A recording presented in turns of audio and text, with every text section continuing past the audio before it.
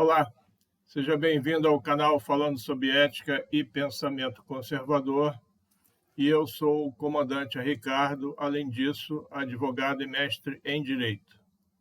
No último vídeo falamos mais uma vez neste canal sobre a delação premiada, porque considero uma ferramenta jurídica muito importante e que está sendo desvirtuada no Brasil, apenas porque é eficiente e eficaz contra a corrupção e também porque não interessa combater a corrupção eficientemente, com resultados concretos e reais neste país. No vídeo de hoje, vamos falar mais um pouco sobre a concentração de poder sob o ponto de vista ético. Então, vamos lá. Podemos constatar no Brasil uma grande concentração de poder por parte do governo central em todos os seus aspectos. Praticamente tudo neste país é controlado de Brasília. Como sabemos, a capital do Brasil era o Rio de Janeiro. A decisão de mudar a capital do país para o Planalto Central tem muitos aspectos que vão desde afastar a capital do litoral para torná-la mais segura, saindo do Rio de Janeiro, pois aquela cidade não comportava mais ser a capital do país, o favorecimento das grandes empreiteiras, cujos donos faziam parte da oligarquia dominante, e isso acontece até hoje, e eles enriqueceram muito com a construção dos prédios da capital, e muitos outros aspectos que fogem ao escopo deste vídeo. O que nos interessa aqui é que, com a mudança da capital para o interior, os políticos afastaram o povo do contato direto com eles, e passou-se a concentrar todo o poder em Brasília. No preâmbulo da Constituição Federal, temos que nós, os representantes do povo brasileiro, reunidos em Assembleia Nacional Constituinte, para instituir um Estado democrático destinado a assegurar o exercício dos direitos sociais individuais, a liberdade, a segurança, o bem-estar, o desenvolvimento, a igualdade e a justiça como valores supremos de uma sociedade fraterna, pluralista e sem preconceitos, fundada na harmonia social e comprometida na ordem interna e internacional. Com a solução pacífica das controvérsias, promulgamos, sob a proteção de Deus, a seguinte Constituição da República Federativa do Brasil. Então, este é o preâmbulo da nossa Constituição em vigor. Analisando este preâmbulo, constatamos que o Brasil adotou a República Federativa como forma de organização política, ou seja, é uma república presidencialista, onde há um chefe de Estado e de governo, que é o presidente da República, e este é eleito pelo povo, diretamente, em votação majoritária. E a República é federativa porque ela é uma união de estados, municípios e Distrito Federal, cada um com a sua autonomia dentro de um governo central, a União. Porém, o que ocorre na prática é outra coisa. O Brasil é praticamente um Estado unitário. Veremos o porquê e qual a relação da ética com tudo isso. Verificamos também que quase nenhuma das finalidades do Estado brasileiro constante no preâmbulo da Constituição está sendo cumprida atualmente pelos três poderes da República. Lembro, mais uma vez, que a vertente ética que tratamos neste canal é a ética normativa, que é um campo da filosofia que busca definir o que é moralmente bom ou mal, certo ou errado, e como as pessoas devem agir para serem consideradas éticas, ou seja, ser ético é o resultado das ações praticadas pelas pessoas e não algo que deve ser considerado de antemão. Essa ética fornece um conjunto de princípios e critérios para avaliar a moralidade das ações e decisões. Assim, este ramo da ética baseia-se no comportamento do dia a dia das pessoas, ou seja, no mundo real. E como consta na página inicial desse canal, baseamos nossa análise em 5 fatores: direitos, deveres, princípios, virtudes e responsabilidades. Lembro também que quando se fala de código de ética, na verdade, trata-se de códigos de conduta. Vemos no preâmbulo da Constituição acima citado que o nosso Estado democrático se destina a assegurar o exercício dos direitos sociais individuais, da liberdade, da segurança, do bem-estar, do desenvolvimento, da igualdade e da justiça, como valores supremos da nossa sociedade.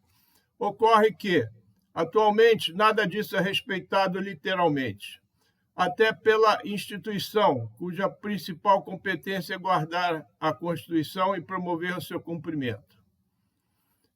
Voltando à centralização do poder em Brasília, começo dizendo que toda centralização pode levar à corrupção. Assista aos meus vídeos 14 a 17 e o vídeo número 19, nos quais eu trato do poder. Abraham Lincoln, 16º presidente norte-americano, disse que se queremos conhecer o caráter de uma pessoa, dê poder a ela. Poucas pessoas no mundo conviveram ou convivem de forma ética com o poder. A primeira premissa é considerar que o poder é efêmero e deve-se passar o poder da mesma forma que se assumiu. Mas por que o poder é centralizado em Brasília? Na minha opinião, essa concentração de poder é reflexo da colonização do país. As capitanias hereditárias criaram o famoso coronelismo, que é mais visível no Nordeste, ainda hoje. Atualmente, há famílias que são praticamente donas de cidades no Brasil. Essas famílias elegem políticos há gerações e exercem grande controle sobre a população. Daí a grande preocupação da oligarquia dominante em controlar as redes sociais.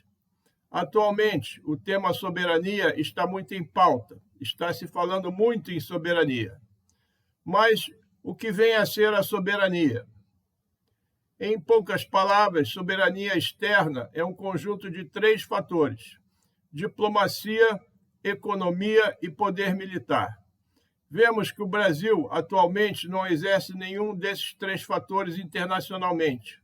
Nossa diplomacia está contaminada pela ideologia marxista, que tornou-se uma piada. O Brasil era conhecido por sua diplomacia, agora não é mais. Nossa economia está sendo completamente destruída e nosso poder militar está seriamente debilitado pela ação deletéria do governo atual. Concluindo, a tão fadada soberania, que atualmente é tão mencionada, consta só no papel. Internamente, a soberania pertence ao povo. Isso está escrito na Constituição Federal, no inciso 1 do artigo 1º e no parágrafo único deste mesmo artigo. Porém, esse poder lhe foi usurpado por um conluio entre a cúpula dos 3 poderes da República, que o exerce de forma autocrática.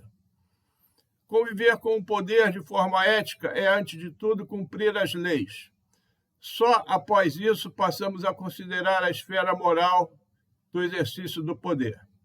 Quando o poder é corretamente exercido, ele visa ao bem comum da população.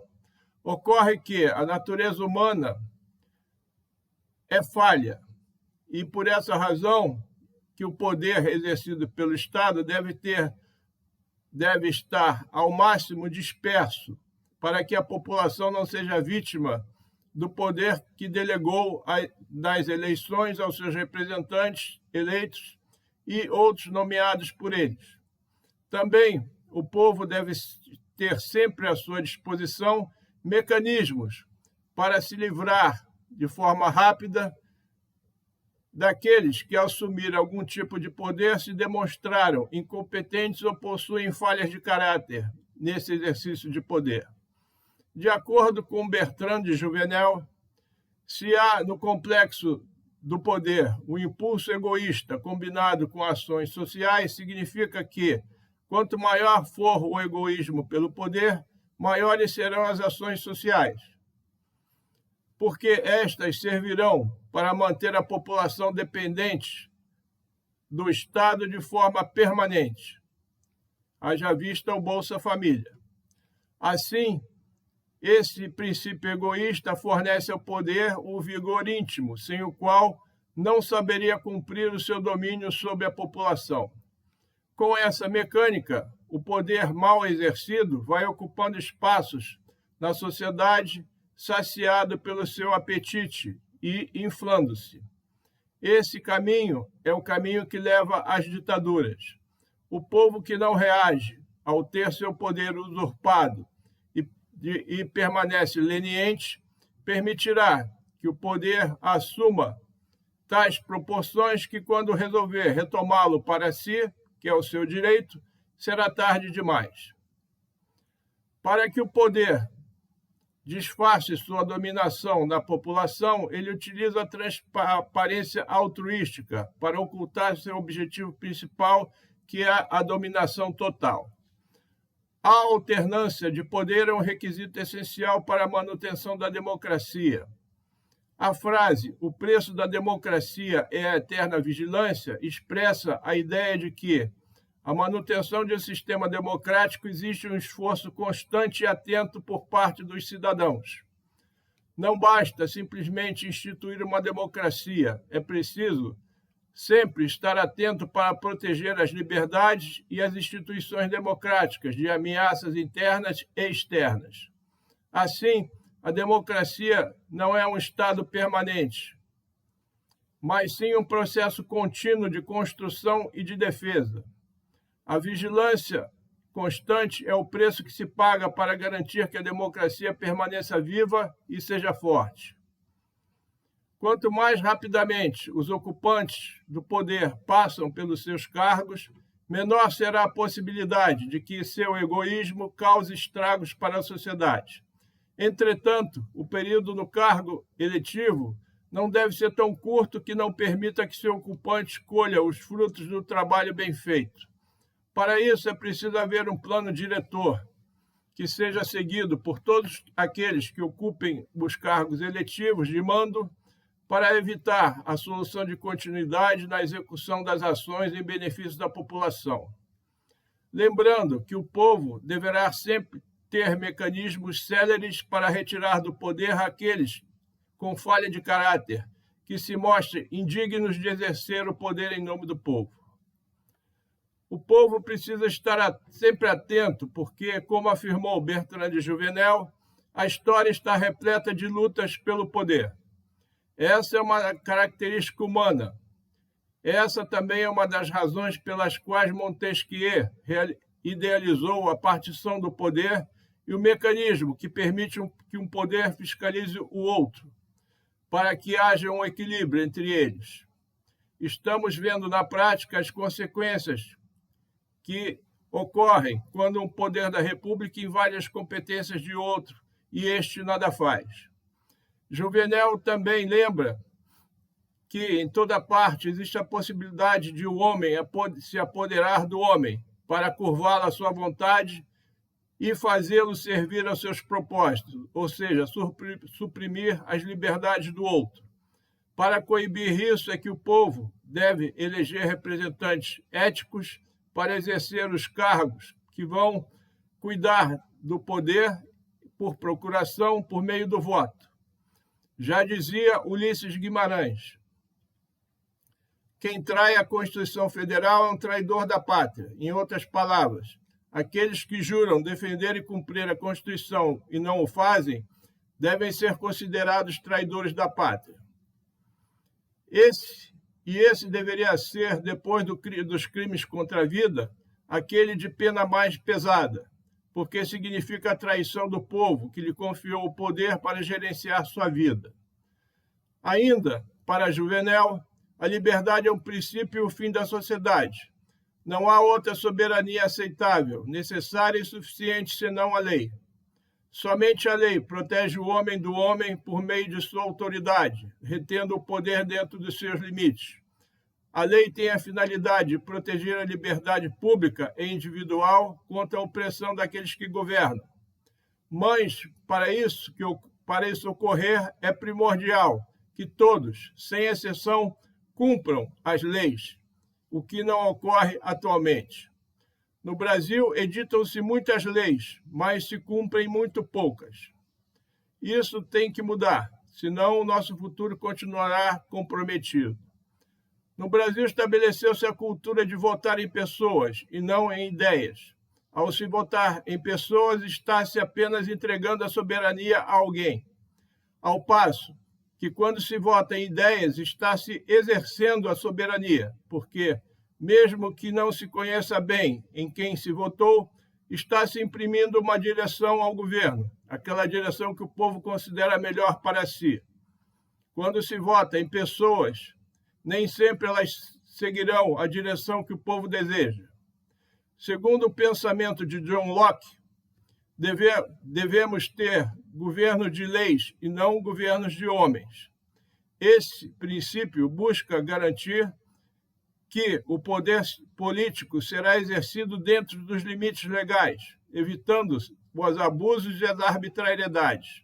Isso significa que as decisões políticas devem ser baseadas em leis previamente estabelecidas e que todos, incluindo os governantes, devem obedecer essas leis.